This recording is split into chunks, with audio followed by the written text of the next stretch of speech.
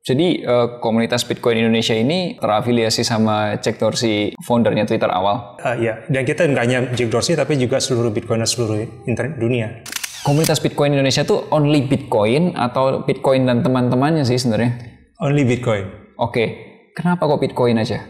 What's the problem kalau pemerintah kontrol uang kita? Many problems. Pertama, daya beli kita terus digerus ya. Contohnya dalam sejarah rupiah itu 1946 2 ori itu 2 uang rupiah itu sama dengan 1 gram emas.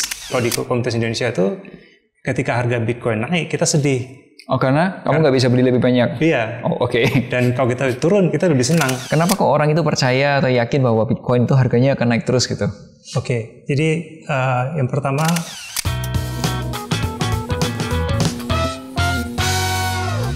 halo Sobat Finansialku, kembali lagi bersama saya Melvin Mumpuni dan kali ini kita akan ngobrol-ngobrol tentang Bitcoin bersama Mas Dimas, co-founder dari komunitas Bitcoin Indonesia ya? Iya. Wah, Mas, boleh kenalin nggak ke teman-teman Mas Dimas tuh background-nya apa, terus komunitas Bitcoin Indonesia itu komunitas yang seperti apa, concern-nya apa, boleh ceritain dulu nggak? Baik. Halo semua, nama saya Dimas, co-founder Bitcoin Indonesia. Jadi sedikit background sebenarnya saya bukan dari Bitcoin awalnya. Jadi dulu sempat kuliah di Unpad, kemudian juga sempat lama di luar negeri. Terus tahun 2016 saya mulai belajar investasi. Saya menemukan tentang Bitcoin ya. Dan dari situ saya mulai aktif belajar dan juga investasi tentang Bitcoin. Jadi ketika Bitcoin Indonesia sendiri itu dibangun tahun 2023. 2023, after COVID. Jadi waktu itu ada Bitcoin Conference di Bali, waktu itu ada Jack Dorsey datang, kita ngobrol, kemudian kita sepakat ini belum ada nih komunitas yang fokus hanya ke Bitcoin gitu. Jadi misi kita adalah di Bitcoin Indonesia kita pengen memberdayakan masyarakat Indonesia dengan Bitcoin, karena kita percaya adalah Bitcoin adalah aset, the best performing asset yang ada gitu ya. Jadi kita pengen semua orang punya miliki gitu. Tadi itu Jack Dorsey-nya Twitter? Iya. Oh ya? Jack Dorsey, Gita Wirjawan datang gitu. Oh, jadi komunitas Bitcoin Indonesia ini terafiliasi sama Jack Dorsey, foundernya Twitter awal? Kita, ya, dan kita nggak hanya Jack Dorsey, tapi juga seluruh Bitcoiner seluruh internet dunia. Oh, wow. Jadi kalau orang bilang di Indonesia ada Bitcoiner, nggak ada Bitcoin Indonesia. Oke, teman-teman, kalau nggak tahu Jack Dorsey itu adalah CEO-nya Twitter sebelum dibeli sama siapa? Elon Musk, ya. Oke, anyway, komunitas Bitcoin Indonesia tuh only Bitcoin atau Bitcoin dan teman-temannya sih sebenarnya? Only Bitcoin. Oke, kenapa kok Bitcoin aja? Karena kita percaya pertama Bitcoin itu adalah bagi kita ya, bagi di komunitas, Bitcoin adalah uang yang terbaik gitu ya. Uang yang terbaik. Nah, jadi permasalahan utamanya adalah kita hidup di sistem fiat, sistem rupiah, di mana rupiah itu selalu dicetak, kemudian mengakibatkan terjadi inflasi, menyebabkan daya beli terus menurun, sehingga menyebabkan orang-orang terus kesusahan dalam hidupnya. Makanya dengan Ko Melvin mengajarkan bagaimana cara menabung, cari income tambahan, dan investasi yang lainnya. Tapi di Bitcoin itu kita percaya bahwa Bitcoin itu hanya ada 21 juta, kemudian dia sangat aman, kemudian dia juga mudah untuk disimpan orang-orang, sehingga melindungi diri orang-orang dari inflasi gitu. Oke, apakah possible 21 jutanya itu habis? Akan habis tertambang tahun 2140. Gitu. Efeknya apa ketika itu habis? Efeknya kalau pertama itu nggak ada. Pertama semua Bitcoin udah tertambang. Jadi artinya apa? Artinya ketika analoginya sama seperti orang menambang emas. Okay. Ketika semua emas sudah tertambang dari dalam tanah, ya ada emas itu kan tersirkulasi di pasar gitu. Oke. Nah, tapi kan 21 juta itu kan kita harus lihat Bitcoin itu bisa dibagi-bagi jadi jumlah lebih kecil. Jadi satu Bitcoin itu bisa dibagi jadi 100 juta unit lebih kecil lagi. Atau kita bilang Satoshi. Oke. Satu Satoshi per harga hari ini sama dengan 16 rupiah. Oke. Jadi efeknya adalah? Efeknya adalah semakin banyak orang bisa pakai dan orang bisa simpan dan bisa untuk tabungan dan juga sebagai ya itu tadi menjaga kebebasan mereka gitu. Jadi Bitcoin juga bisa dipakai untuk transfer global. What is the main problemnya atau masalah utamanya apa sih? Kenapa kok menurut Mas Bitcoin itu penting dan komunitas itu meyakini bahwa ini adalah kayak masa depannya gitu? Oke. Jadi problem inti utamanya adalah antara sentralisasi dan desentralisasi. Kita hidup di mana money and state itu digabung. Pemerintah kontrol uang kita dan dengan kebijakannya gitu ya. What's the problem kalau pemerintah kontrol uang kita? Many problems. Pertama, daya beli kita terus digerus ya. Contohnya dalam sejarah rupiah itu 1946 2 ori itu 2 uang rupiah itu sama dengan 1 gram emas. Oke. Tapi karena pemerintah terus menerus butuh biaya segala macam, data uang sekarang 1 gram emas nilainya 1,5 juta. Artinya penurunan daya hidup dan kualitas hidup dari orang-orang gitu. Jadi itu. Oke, emang uang itu nilainya akan terus mata uang fiat atau mata uang rupiah gitu itu kan nilainya memang berturun ya karena terjadi inflasi itu kan. Tapi kan memang dari dulu emang begitu kan. Iya, makanya kita butuh alternatif. Butuh alternatif sebuah aset ya, Bitcoin sebagai aset dianggap sebagai komoditas di mana bisa melindungi orang-orang dari inflasi ini gitu yang memang sengaja dibikin gitu. Oke. So kalau kondisi ideal yang diharapkan oleh teman-teman atau dibayangkan oleh teman-teman di komunitas itu apakah inflasinya itu di angka tertentu atau no inflation atau inflationnya minus sebenarnya? Kita hidup di mana mengenai inflasi menurut kita lebih baik hidup tanpa inflasi. Jadi inflasinya sama dengan nol. Jadi kenapa? Karena di kita di Bitcoin Indonesia kita tuh kan kerja menghabiskan 2 resources ya. Pertama waktu kita sama energi kita gitu ya, usia kita. Betul. Dan itu tidak bisa kembali lagi. Betul. Dan kalau kita kerja untuk mendapatkan uang yang bisa dikena inflasi, berarti sama seperti baterainya bocor. Dan kita pengen dua aset ini yang sangat langka, lebih langka daripada Bitcoin, kita bisa tidak bocor gitu. Jadi appreciate, in time is appreciate. Dan itu terjadi sama saya sendiri. Ketika saya mulai nabung Bitcoin, makin lama hidup saya makin mudah gitu. Hidup saya makin mudah, saya bisa afford apa yang saya mau gitu. Jadi kayak sekarang banyak orang bisa nggak bisa beli rumah, nggak bisa nikah atau nunda punya anak atau terjadi perang di mana-mana. Itu semua karena efek dari inflasi. Oke. So tadi kalau misal boleh ceritain kalau pengalaman sendiri menabung Bitcoin seperti apa itu? Ceritanya gimana? Jadi ceritanya tuh simply dengan kita buy and hold. Jadi kita beli misalnya gaji kita 5 juta sebulan UMR.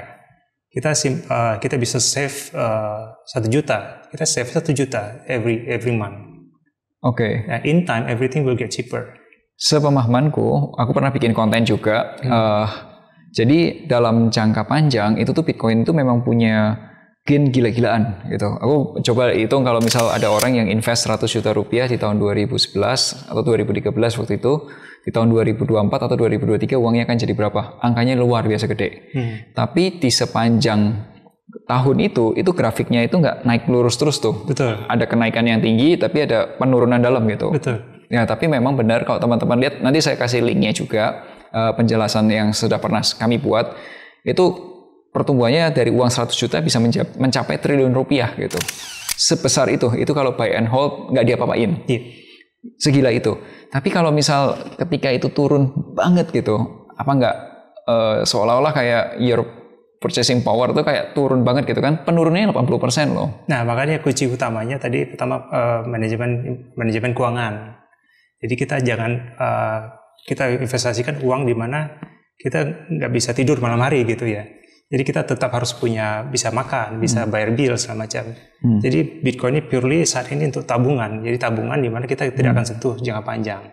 Terus itu pertama. Yang kedua adalah mindsetnya harus agak shifting sedikit. Kalau di komunitas Indonesia itu ketika harga Bitcoin naik kita sedih. Oh karena kamu nggak bisa beli lebih banyak? Iya. Oh oke. Dan kalau kita turun kita lebih senang karena karena tadi pertama Bitcoin itu hanya ada 21 juta. Berapa banyak dari 21 juta itu yang bisa kita dapatkan gitu. Dan anyway teman-teman, per tanggal 25 Januari 2025 ya nggak salah ini, Bitcoin yang tadinya ada di bawah Kementerian Perdagangan, khususnya di Bapepti, sekarang udah pindah ke OJK di bawah Kementerian Keuangan. Dan pertanyaannya adalah, kalau semakin banyak orang Indonesia pakai Bitcoin gitu, punya Bitcoin gitu, sebenarnya nanti akan seperti apa sih? Menurut aku masyarakat akan lebih sejahtera, kemudian juga ekonomi akan bertumbuh karena masyarakat bisa belanja lebih banyak ya, purchasing power-nya atau daya belinya terus meningkat gitu. Dan juga masyarakat punya extra spare mungkin untuk investasi hal-hal baru gitu. Boleh tahu nggak Apa side effect-nya kalau semua orang punya, maksudnya side effect yang negatif ya, tadi kan positif effect-nya. Ada nggak sisi cons-nya atau sisi negatifnya kalau semua orang punya? Mungkin bagi bank kali ya, bagi bank adalah semakin banyak orang pindahkan uangnya dari rupiah jadi Bitcoin, bank mungkin kesulitan untuk memberikan pinjaman gitu, karena basically uang itu kan diciptakan dari hutang, dari riba, proses riba. Jadi ketika orang nggak mau lagi pakai rupiah, mungkin bank banyak bangkrut, banyak roh.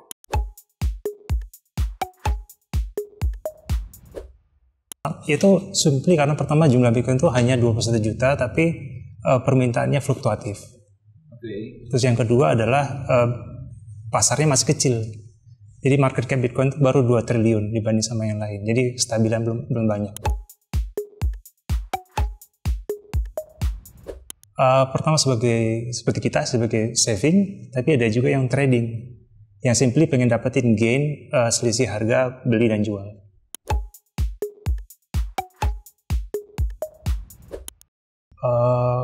Itu aku harus cari itu, tapi kayaknya di Bitcoin ini setiap tahun jumlah orang yang namanya long term holder itu dari tahun ke tahun meningkat. Makanya ketika Bitcoin itu jatuh pun 70%, 40% tidak pernah jatuh ke nol, tidak pernah jatuh ini, selalu dia jatuh ke titik yang lebih tinggi gitu. Mas, tadi kan ada orang yang nyimpan jangka panjang ya istilahnya ya, punya Bitcoin dibeli, kalau disimpan aja terus. Kenapa kok orang itu percaya atau yakin bahwa Bitcoin itu harganya akan naik terus gitu? Oke, jadi yang pertama Bitcoin itu kita tahu hanya akan ada 21 juta. Jadi dia punya absolute scarcity, kelangkaan absolut. Tapi itu bisa turun kan karena jumlahnya katanya di-burn itu kan setiap 4 tahun sekali. Bukan, itu incoming supply baru yang dibentuk. Jadi kurvanya itu begini. Nah, jadi pada akhirnya akan ada 21 juta, nggak pas 21 juta sih, 20,999 berapa Bitcoin. Nah, itu bagi mereka satu Bitcoin adalah satu Bitcoin, terlepas harganya berapa.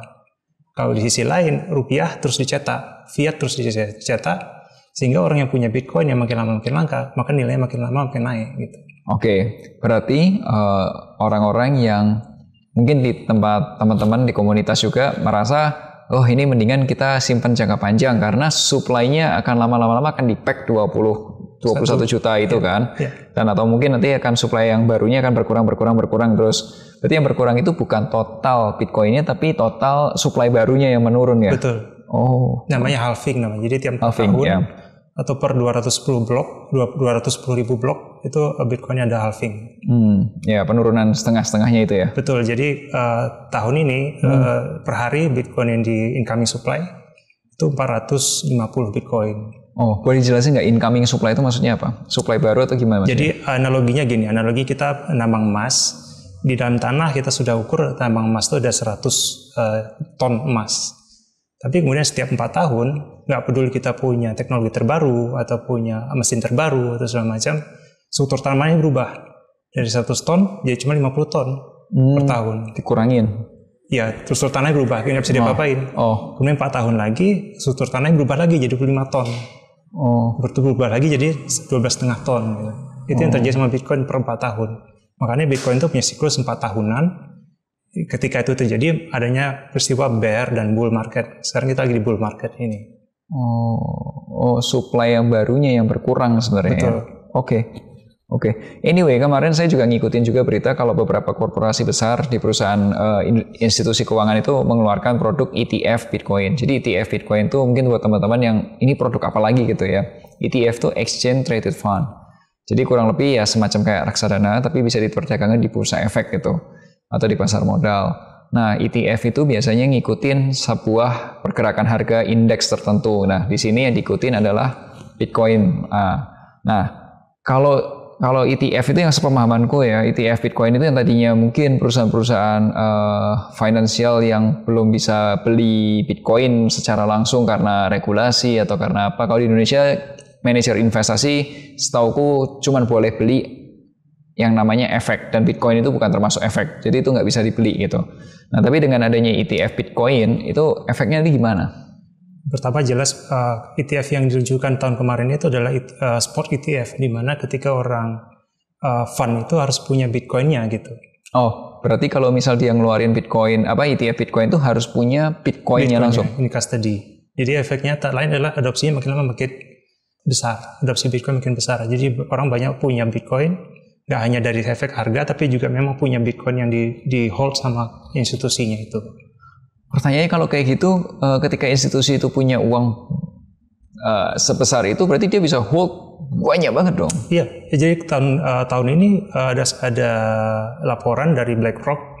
BlackRock itu punya holding terbesar. Jadi dari sekitar hampir 1 juta Bitcoin gitu dia punya, gitu. Karena dia punya uang banyak sekali. Tapi di efek lain kita lihat juga dari segi harga. Akhir 2023 harga Bitcoin itu baru 16.000. Sekarang harga Bitcoin per hari ini $105.000.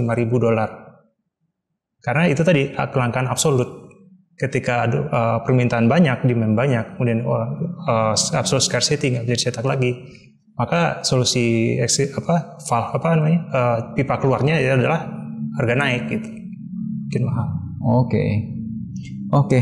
Mas, anyway ini kita sudah di ujung diskusi kita. Anyway kalau teman-teman ada yang mau belajar tentang Bitcoin atau ngobrol-ngobrol, boleh ke mana nih Mas? Oke, boleh ikutin follow Instagram kita @bitcoinindo21 atau bisa juga ikutin Instagram kita satu lagi namanya Bitcoin House Bali. Oh, Bitcoin House Bali. Oh, emang sih pusatnya di Bali, guys. Bitcoin gitu.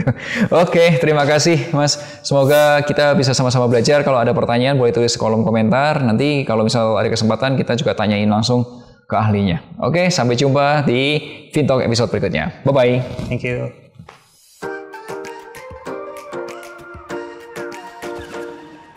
Wujudkan masa